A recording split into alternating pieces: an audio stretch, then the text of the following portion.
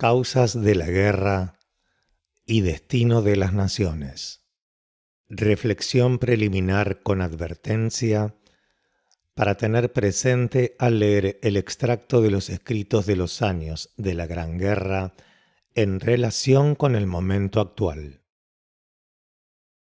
Esta era venidera, la era acuariana, será tan predominantemente la era de interacción grupal, idealismo grupal y conciencia grupal, como la era pisciana ha sido una era de desenvolvimiento y énfasis de la personalidad, enfoque de la personalidad y conciencia de la personalidad. El egoísmo, como ahora lo comprendemos, gradualmente desaparecerá, pues la voluntad del individuo se fundirá voluntariamente en la voluntad grupal. Por lo tanto, será obvio para ustedes que esto bien podría ocasionar una situación aún más peligrosa, porque un grupo sería una combinación de energías enfocadas, y a menos que estas energías estén dirigidas hacia el cumplimiento del plan, que coordina y hace posible el propósito divino, tendremos la gradual consolidación de las fuerzas del mal o del materialismo en la tierra. No estoy hablando a la ligera, sino que estoy tratando de mostrar la necesidad de la resuelta consagración de los espiritualmente orientados a la tarea de desarrollar la voluntad al bien en la tierra y la absoluta importancia de fomentar buena voluntad entre las masas. Si esto no se hace, la condición final será peor que la primera. Tendremos egoísmo individual reemplazado por egoísmo grupal, que en consecuencia será todavía más potente en su dedicación, enfoque y resultados malignos.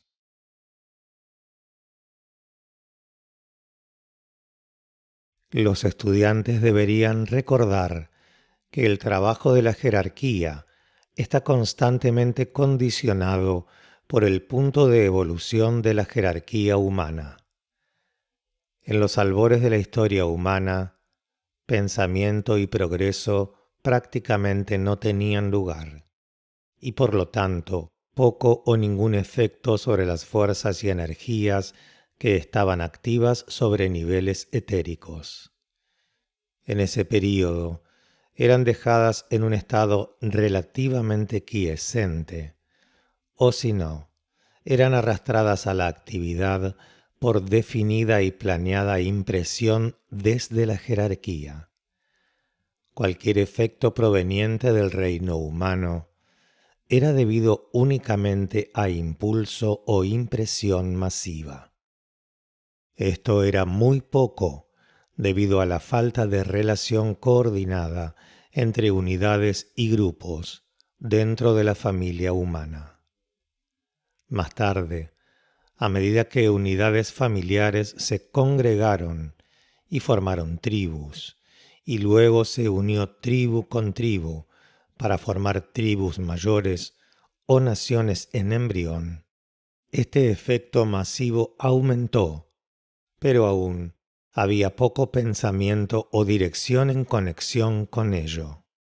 Era en gran parte instintivo, y si así puedo expresarlo, el plano etérico en realidad era más de la índole de una matriz rodeando una valiosa creación, y era esencialmente protector, separador y ligeramente energizante. En días atlantes, el plano donde la humanidad recibió su principal dirección o desenvolvimiento fue uno en el que la naturaleza emocional, impulsiva y el campo del deseo que maduraba se volvieron dominantemente activos.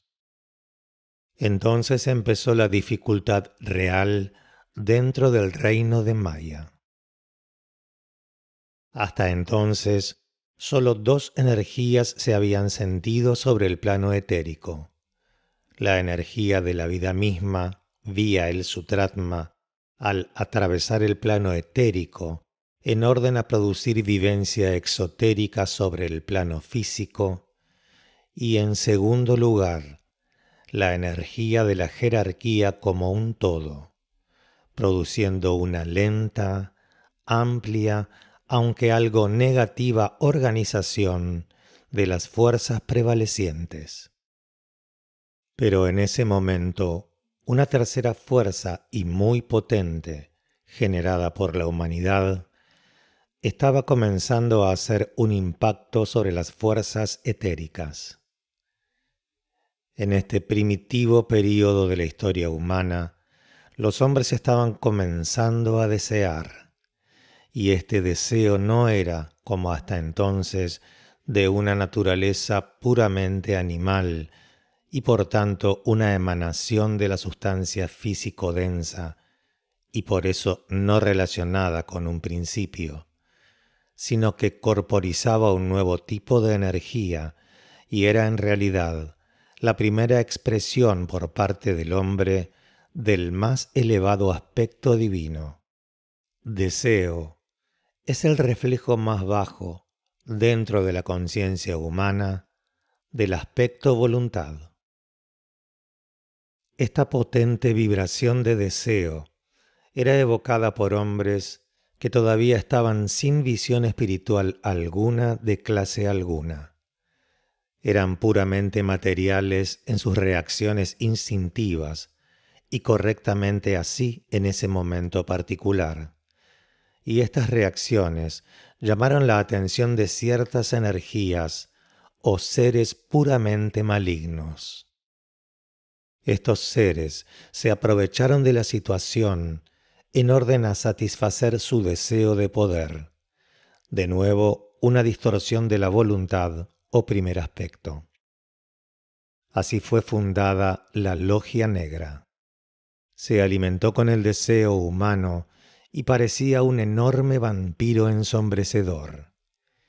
Vició el vivir humano y aumentó el crecimiento del deseo mucho más allá de la expectativa normal o planeamiento jerárquico, creando así falsas metas y estándares, construyendo una barrera entre el centro planetario más bajo, la humanidad, y el punto medio o centro, la jerarquía. Será evidente, por lo tanto, que las siguientes energías fueron liberadas dentro del reino de Maya. 1. La fuerza instintiva del deseo animal. Esta no era errónea en sí misma y está sujeta a negación con el tiempo y normalmente está controlada.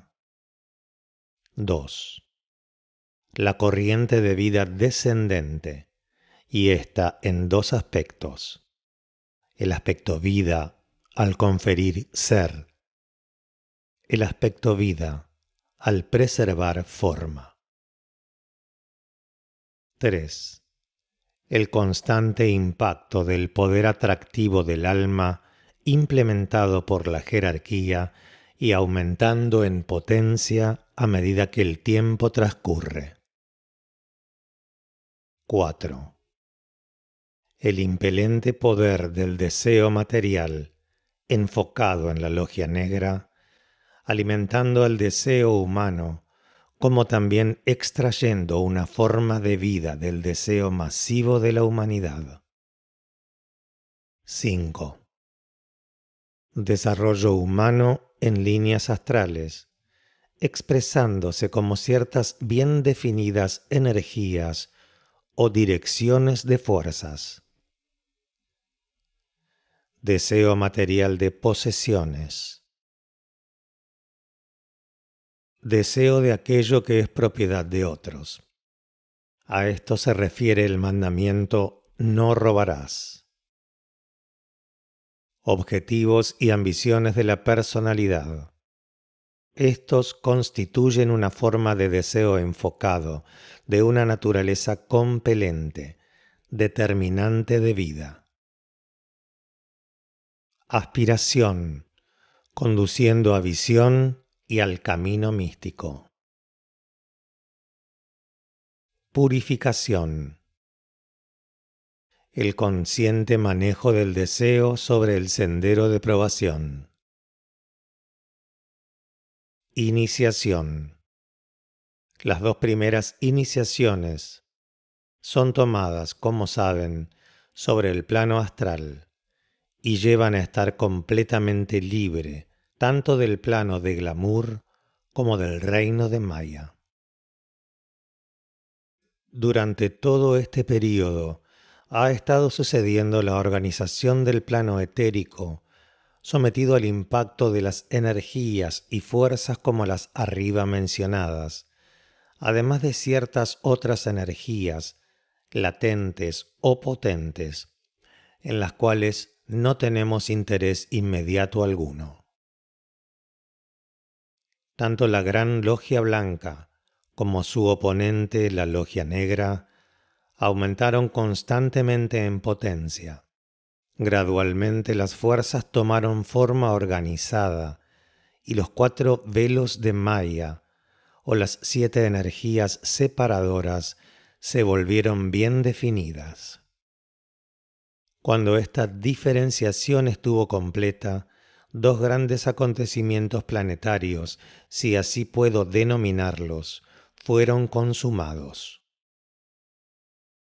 1. Los 7 centros en el cuerpo humano, 5 a lo largo de la columna vertebral y 2 en la cabeza, estuvieron esotéricamente en forma. Los 7 lotos o chakras estaban funcionando, algunos poderosamente, mientras otros permanecían sin despertar. Estos 7 ahora eran visibles para la visión clarividente. 2. Aparecieron los 7 ramas de los maestros en sus 7 grupos, condicionados por los 7 rayos, motivados desde Shambhala, organizados en ese momento sobre los niveles superiores del plano mental y gradualmente provistos de personal desde las filas de la humanidad misma, a medida que uno a uno los hombres lograban la iniciación. Paralela a esta actividad e implementada, alimentada y sustentada por la Logia Negra, fue la aparición del glamour sobre el plano astral. Y a este espesante glamour la humanidad constantemente contribuyó y respondió. Luego, a medida que la evolución progresó y el intelecto humano comenzó a hacerse sentir, los 4 velos de Maya y la gran cortina de glamour comenzaron a condicionar al plano mental.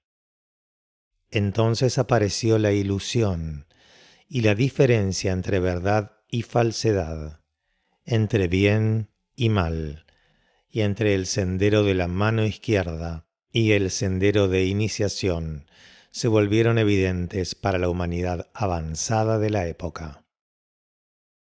Para la jerarquía, estas diferencias siempre habían sido conocidas, pero ahora los seres humanos se enfrentaban con ellas y las reconocían. La gran potencia de la elección intelectual confrontó a la humanidad y la raza aria, cuando ese nombre es correctamente usado para denotar moderna humanidad inteligente, vino a la existencia. A medida que transcurrieron las edades, los hombres contribuyeron más y más tanto al problema como a la solución de Maya, del glamour y de la ilusión. La potencia del pensamiento humano comenzó a hacerse sentir. Los hombres, en número creciente, buscaron el sendero de liberación y de esa manera ingresaron en la jerarquía. Se volvieron activos e instruidos oponentes de la Logia Negra e inteligentes manipuladores de energía, como puede ser proyectada hacia abajo y utilizada para destruir los 4 velos, disipar el glamour y desvanecer la ilusión. La humanidad respondió más y más sensitivamente a los impactos, tanto subjetivos como objetivos, y su cooperación comenzó a ser efectiva y útil para la jerarquía, requiriendo algunos cambios en las técnicas jerárquicas, dejando a algunos de los trabajadores jerárquicos libres para otras actividades diferentes y complicando grandemente el problema y amenazando la seguridad y el estatus de la logia negra. Uno de los resultados de este desarrollo mental fue el envío de discípulos al mundo de los hombres. Ellos salieron en gran número, y mientras preservaban el vínculo consciente con el asrama al que estaban afiliados, se podía confiar en que vivirían entre los hombres como hombres y que harían influir su potencia sobre el problema de Maya y glamour, haciéndolo desde abajo hacia arriba. Este trabajo tenía que ser realizado por discípulos que pudieran estar bajo presión, quienes, a pesar de todas las dificultades, vivirían noblemente y se prepararían para y tomarían la iniciación que para ellos era su próximo paso. Varios cientos de años atrás, solo en unos pocos se podía confiar así. Hoy, 1944, hay muchos en cada país, aunque hay muy pocos en Alemania, debido a la concentración en ese desdichado país del poder de la logia negra y también al mal uso de la fuerza de Shambhala. Esta fuerza ha sido aislada y su aspecto destructivo utilizado en Alemania. Y esto se ha hecho sin la actividad paralela de la energía de amor de la jerarquía. Este hecho es lo que ha imposibilitado desde 1933 la entrada de discípulos de la Logia Blanca. En cualquier otra parte, sin embargo, la concentración de discípulos activos es mayor que en ningún otro momento en la historia humana. La potencia y captación de cosas materiales y el hecho de indiviso enfoque sobre el plano físico es lo que ha dado a las fuerzas de agresión tanto éxito hasta el presente. Estas fuerzas, por su potencia misma, han fusionado y combinado a un grupo de 7 hombres que personifican en sí mismos grandes y específicos aspectos de fuerzas materiales, conectadas con los 7 tipos de energía en sus expresiones más bajas y más materiales, y sus manifestaciones: guerra, temor y crueldad. Están unidos por un solo punto de vista y por una sola meta, y de ahí su éxito. Cuando los que están del lado de las fuerzas de la luz y de la no agresión puedan ver su meta con igual claridad y estén igual y uniformemente unidos con el objetivo de dar fin a la opresión y esclavitud y de liberar a la humanidad, entonces veremos también una corporización de fuerza espiritual que llevará desastre a estos 7 potentes. Tal unificación de objetivo y de propósito es posible y necesaria, y cuando sí tenga lugar, la fuerza generada y el poder soltado sobre el plano físico serán de naturaleza tan estupenda que la liberación humana será ocasionada rápidamente. Para esto he trabajado y para esto he procurado estimular a todos ustedes. En un escrito anterior sobre el tema de la humanidad, di la clave del problema en las siguientes palabras. La clave del problema de la humanidad enfocándose como lo ha hecho en las dificultades económicas de los últimos 200 años y en el impas teológico de las iglesias ortodoxas, ha sido tomar y no dar, aceptar y no compartir, agarrar y no distribuir. Esto implicó el quebrantamiento de una ley que ha colocado a la humanidad en una posición de culpa positiva. Las impresiones desde la jerarquía han sido recibidas, distorsionadas, mal aplicadas y mal interpretadas, y la tarea del nuevo grupo de servidores del mundo es contrarrestar este mal. La humanidad realmente nunca vivió a la altura de la enseñanza que se le dio. La impresión espiritual, ya sea transmitida por el Cristo, por Krishna o por Buda, y legada a las masas por sus discípulos, todavía no ha sido expresada como se esperaba. Los hombres no viven a la altura de lo que ya saben. No pueden hacer práctica su información. Cortocircuitan la luz. No se disciplinan a sí mismos. El deseo codicioso y la ambición ilegal controlan, y no el conocimiento interno. Para expresarlo científicamente y desde el ángulo esotérico, la impresión espiritual ha sido interrumpida y hubo interferencia en el divino flujo circulatorio.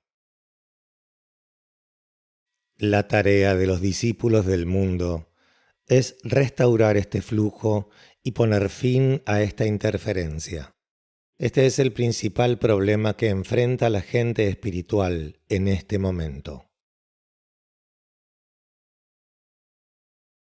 Solo quienes verdaderamente aman a sus semejantes pueden ver las cuestiones claras y pueden captar la inevitabilidad de las cosas que deben hacerse para dar fin al actual gobierno de terror y de este modo introducir el nuevo gobierno de paz. Paz no es la meta para nuestra raza aria o tiempo, no importa lo que piensen muchos hombres.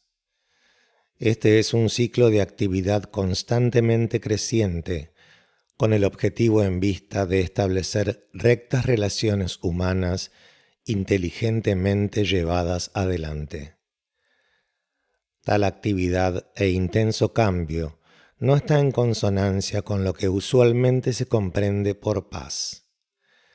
Paz tiene relación con el lado emocional de la vida y fue la meta en días atlantes, donde paz fue una gran cuestión espiritual. Pero paz y el amor a la paz pueden ser un soporífero embotador, y lo son en este momento. Su propósito generalmente es egoísta, y la gente ansía paz porque quiere ser feliz. Felicidad y paz llegarán cuando haya rectas relaciones humanas. Paz y guerra no son un verdadero par de opuestos. Paz y cambio, paz y movimiento son los opuestos reales. La guerra no es más que un aspecto del cambio y tiene sus raíces profundo en la materia. La paz, usualmente deseada y discutida, concierne a paz material y en todos los casos está relacionada con la personalidad, ya sea la personalidad individual o de la humanidad como un todo. Por lo tanto, no me ocupo de la paz, sino que me concierne el amor, que a menudo perturba el equilibrio de la materia y la circunstancia material, y puede, en consecuencia, obrar en contra de la así llamada paz. Les recordaría también la integridad y solidaridad de la familia humana. Somos un solo pueblo, uno en nuestras relaciones, capacidades y deseos, nuestro origen y nuestra meta. Esta integridad esencial y reconocible es la que está surgiendo en este momento poderosamente en la conciencia humana. Ustedes tienden a pensar que esto pueda no ser así, que vuestra posición al creer esto es un tanto única y que permanecen un tanto solos. Pero este es vuestro error y no se ajusta a los hechos del caso. En cada país y entre pueblos que difieren ampliamente, existe el mismo deseo de comprensión, de establecer relaciones rectas y pacíficas y de expresar esa buena voluntad básica que es una de las características humanas más profundas y nuestra herencia divina. Estas son las cosas que me parece son importantes en este momento y que todos nosotros haríamos bien en recordar. Tratarán de hacerlo. No importa lo que pueda tener lugar en el mundo, sea guerra o paz, lucha y agresión, o comprensiva conciliación y conferencia. Enfrentamos un difícil período de ajuste y para esto debemos estar preparados. Los próximos 3 años son críticos y esto se nos ha dicho a menudo. Mucho dependerá de lo que ustedes y todos los hombres de buena voluntad y los discípulos piensen y lo que hagan. Un análisis de los signos que están rigiendo a los diferentes países evidenciará ciertas condiciones pendientes y aún con el poco conocimiento de astrología esotérica ahora disponible, hará que cierta información definida surja en sus mentes como vitalmente aclaratoria. No puedo dedicar mucho tiempo al análisis de esto, pero quisiera señalar 1 o 2 puntos que servirían para guiar sus pensamientos y aclarar la cuestión. Las relaciones a ser establecidas no pueden estar basadas sobre algún punto de partida definido, como a veces es posible al confeccionar el horóscopo individual, sino sobre efectos de la energía viniendo directamente desde los signos mismos o vía ciertos regentes planetarios, de nuevo, ya sean exotéricos, esotéricos o jerárquicos. Estos efectos están nuevamente condicionados por la interacción entre la energía de los rayos que gobiernan al alma o a la personalidad de la nación o el país bajo consideración. El problema es asimismo complicado, porque será necesario distinguir entre el horóscopo del territorio, albergando la nación, y la gente misma que compone esa unidad que llamamos nación. Sin embargo, no hay necesidad de desaliento, pues esto es una ciencia sujeta a momentos de intensa iluminación, cuando la intuición repentinamente revelará leyes determinantes y cuando la capacidad de pensar abstracta y sintéticamente derramará torrentes de luz sobre los problemas más difíciles y complejos. Cuando el mundo nuevamente se normalice en un ciclo de paz y con oportunidad para un mayor desenvolvimiento de conciencia, se hallará que ese factor embrionario que llamamos intuición florecerá en una expresión de la conciencia humana tan reconocible como la presente captación intelectual y percepción mental de la raza. Hasta que llegue ese momento, el astrólogo inquisitivo debe proseguir esperanzadamente, pero todavía no puede esperar plena comprensión de lo que imparto aquí. Permítanme recordarles que no escribo con espíritu de pesimismo alguno, sino desde el punto de vista de una fe inquebrantable en la gloria del espíritu humano. Escribo con una firme convicción de que el alma del hombre surgirá y por último triunfará sobre todos los defectos transitorios y las circunstancias transitorias. Hombres y mujeres en todas partes están trabajando por el mejoramiento individual. En cada nación hay grupos similarmente motivados.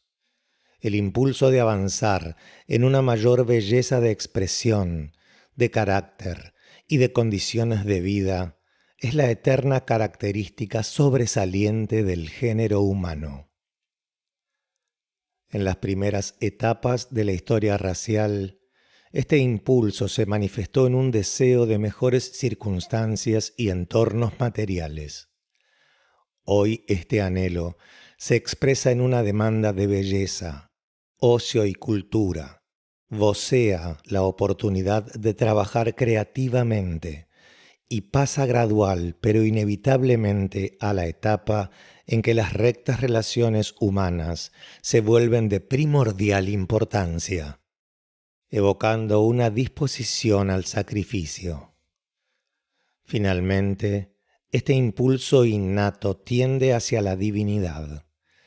El individuo entonces se convierte no solo en un hombre de buena voluntad, sino también en un aspirante espiritual y en uno que ama a Dios de acuerdo con su propia definición particular, y por lo tanto ama a sus semejantes. Penetra en el sendero a Dios. Finalmente descubre el centro de luz. Lo que es verdad en el caso del hombre individual es eternamente verdad en el caso de las naciones, y también para ellas se predice la misma esperanza de iluminación y de futuro, el triunfo espiritual y la gloria.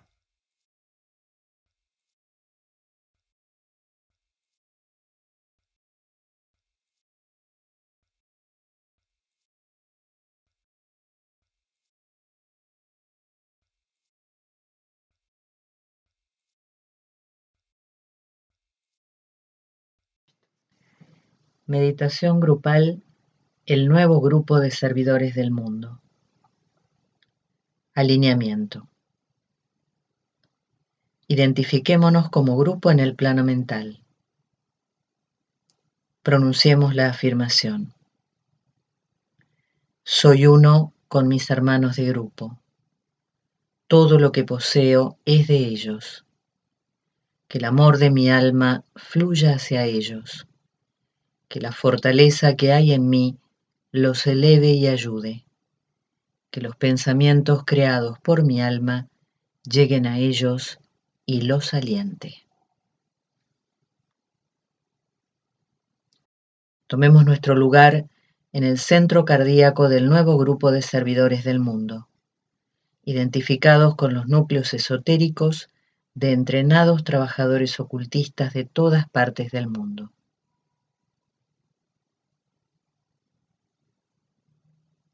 Alcancemos, a través del puente Antacarana, una aguda identificación con la jerarquía espiritual, el corazón planetario, y con Shambhala, el centro coronario del planeta. Permanezcamos en la periferia del gran Rama.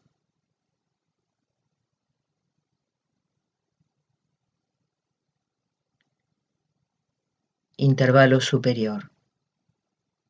Manteniendo el alineamiento planetario abierto y la mente equilibrada y quieta, contemplemos brevemente la continuidad de vida y conciencia dentro del planeta a través de los grupos vinculadores.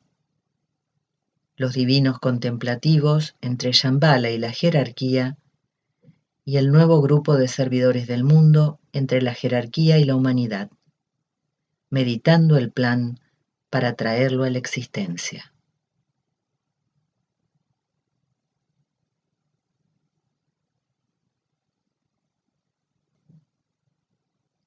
Meditación. Meditamos sobre la función esotérica del nuevo grupo de servidores del mundo. liberar a los prisioneros del planeta.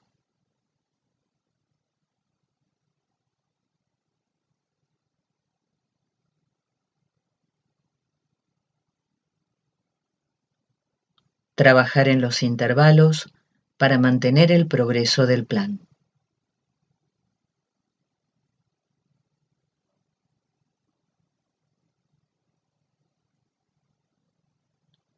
Mantener la visión ante los ojos de los hombres.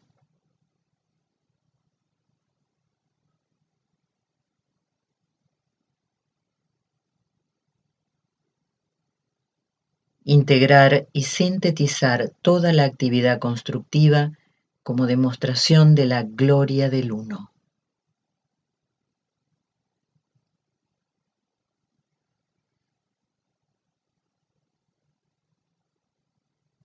Precipitación. Visualicemos la afluencia de energía a todo el planeta en la secuencia. Shambhala, la jerarquía, el Cristo, el nuevo grupo de servidores del mundo, los hombres y mujeres de buena voluntad y a través de las entradas planetarias activas al corazón y la mente de toda la humanidad.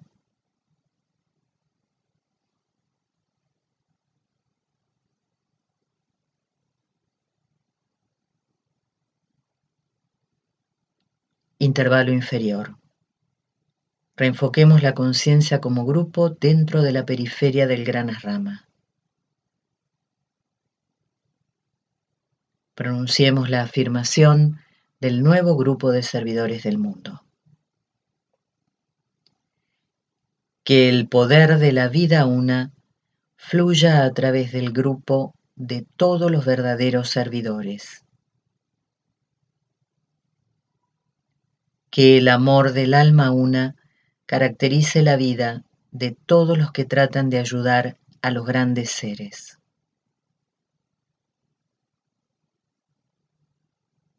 Que cumpla mi parte en el trabajo uno mediante el olvido de mí mismo, la inofensividad y la correcta palabra.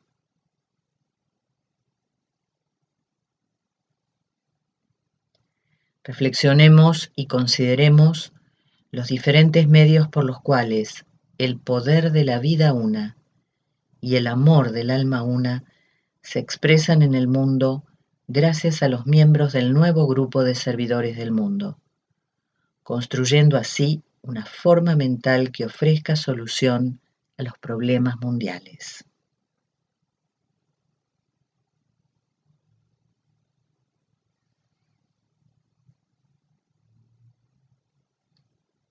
Distribución. Al pronunciar la gran invocación, visualicemos la afluencia de energía a todo el planeta a través de los centros planetarios activos, irradiando y penetrando en la conciencia de toda la raza humana.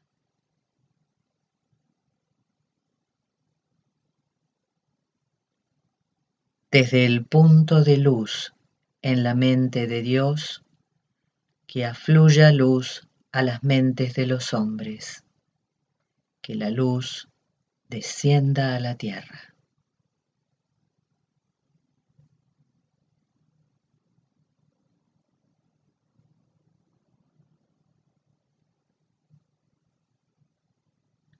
Desde el punto de amor en el corazón de Dios, que afluya amor a los corazones de los hombres, que Cristo retorne a la tierra.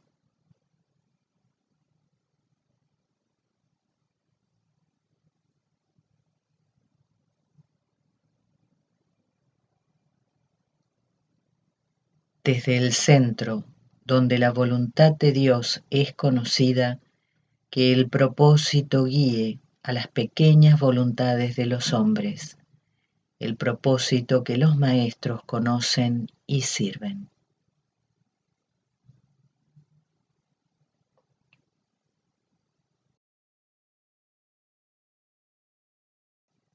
Desde el centro que llamamos la raza de los hombres, que se realice el plan de amor y de luz y selle la puerta donde se halla el mal.